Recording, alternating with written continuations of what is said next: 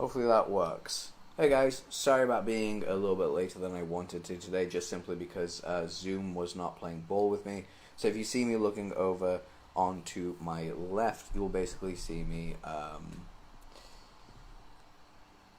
you'll basically just see me kind of looking over comments, essentially what it is. Hey Bobby, good to see you. And one day I will start these shows at exactly 3 p.m. where all my tech is working, because I started Zoom at like 5 to 3, and then 15 minutes later I had to use my phone. So that's essentially why we're doing this today in this sense. Hopefully the microphone is good. Can you guys still hear me? Because I'm using a new Fluffy Cat microphone that sounds kind of awesome. But let me know what you guys think overall. Camera work on this is going to be needed, I know. So let's get started and rock and roll today. So today's subjects, what we're really going to be covering on today's episode of ThinkLikeACopywriter.com, or Think Like a Copywriter episode number 7. We are actually going to be jumping into how to win it back, meaning how to win back a shitty campaign, when to quit a campaign, metrics, as in which ones to pay attention to, and movies, and so much more, because obviously you guys know me. I love a little hyperactivity and a little bit of fun to go a long way. So here we go with the first thing that we're going to be looking at more than anything, and this is basically born from the idea that I had with a conversation I had with a client and a friend of mine, which was essentially, I really don't get how people can quit campaigns like so early on. So the metrics is the first thing we're going to look at. I know we're going to go in an odd order, but that's what came up first. So I was talking to my friend about this, and her metrics are really dialed in. So she knows within the first 100 people if the campaign's going to be a winner or a loser. She just knows this. I, on the other hand, don't. I have to have, I like to look at things where it's like 1,000 unique visitors to give me like a solid metric before I know if we're going to win or lose or pull an ad. Usually that's when you can tell, and that's the old measure of it, really. 1,000 unique people, you know what your conversion rate is. You'll tell early on, but sometimes it's just their targeting gets changed, and that basically shifts it, or someone sees it later on in the day or whatever it is, and that shifts the entire buying campaign, which is how they used to measure them. So that's exactly it. That you always want to test at 1,000 people, and you want to look at the conversion rate after 1,000. That should give you a great indication of where to go. Also, stuff to test would be when they open. Hey Sammy, good to see you. Wow, it's been a while. So there's just a lot of other stuff that basically goes into the testing module. So you got to test the subject lines, you got to test the headlines, you get to test exactly when things go out. There's just a bunch of stuff to get done.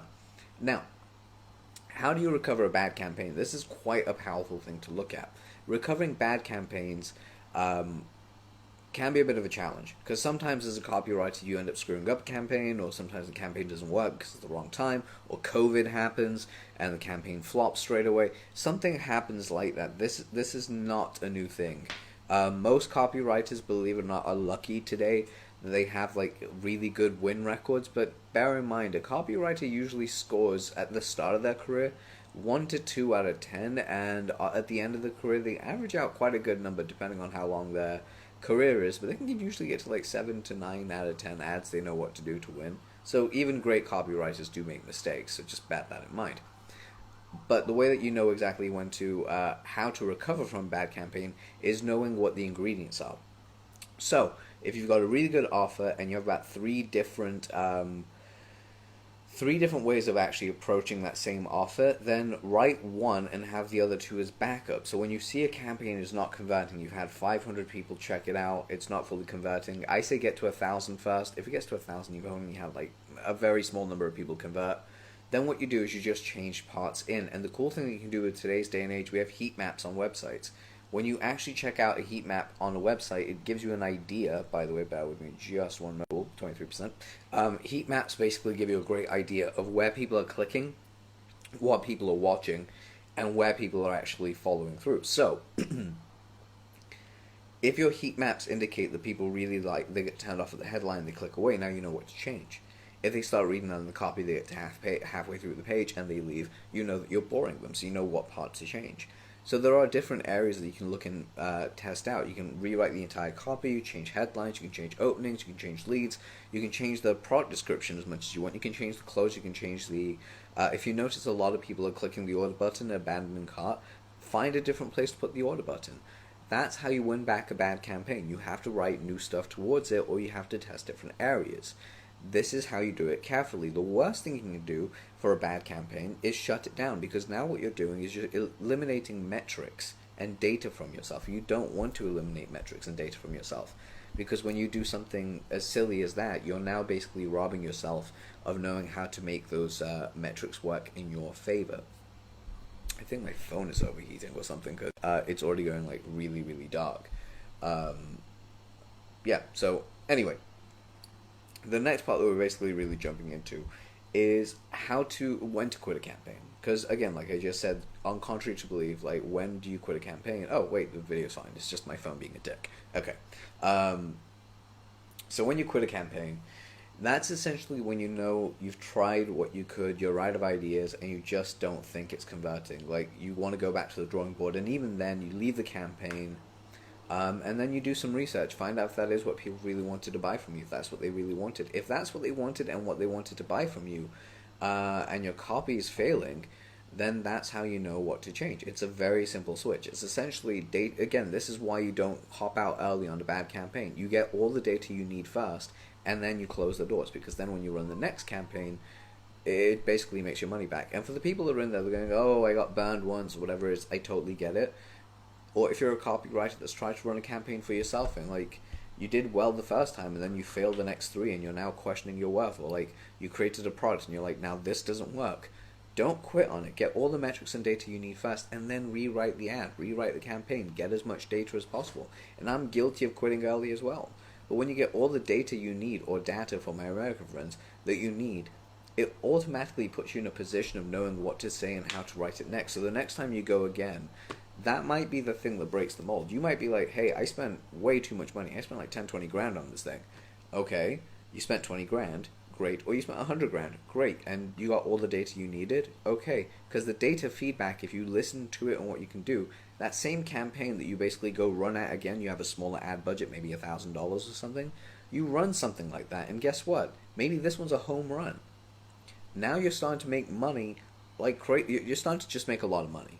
Because you may have lost 20 grand initially, you may have spent a grand total of $21,000 on this thing, but your return on investment might end up being $100,000, $200,000, or even $40,000, or even 50, or even 60. But that's like a double or triple return on investment, but it just takes time to get there. And that basically comes down from getting all the metrics and data that you need and putting it back into play.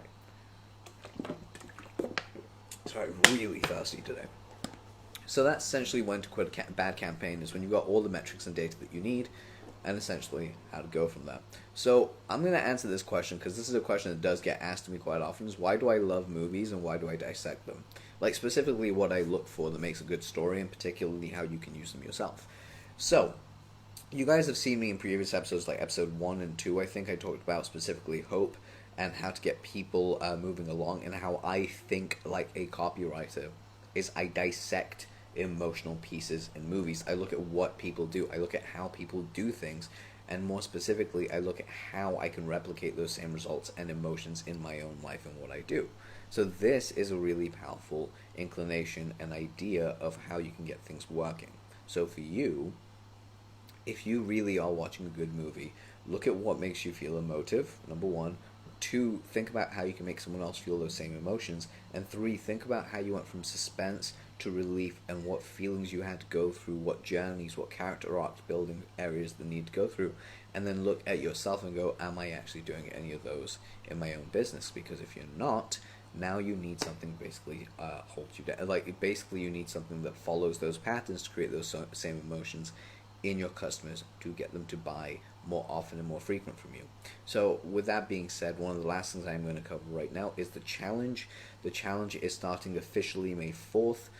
Registration will be open as of Friday this week, so Friday 24th April 2020. It will be open until the 4th, because it will be open until the 3rd, because the 4th is when the first episode goes live.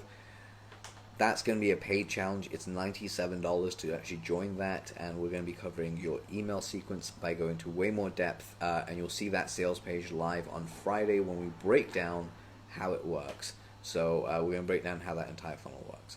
That being said, I will speak to you guys real soon. Have an amazing day wherever you are in the world, and if you can, please rate, like, share, subscribe, comment, whatever it is. Tell me your biggest win this week. Let me know what you want me to cover in future episodes, and I will keep on doing so. Take care, guys. By the way, this is going to be an episode thing that just keeps going. Take care, and I'll speak to you soon. Bye.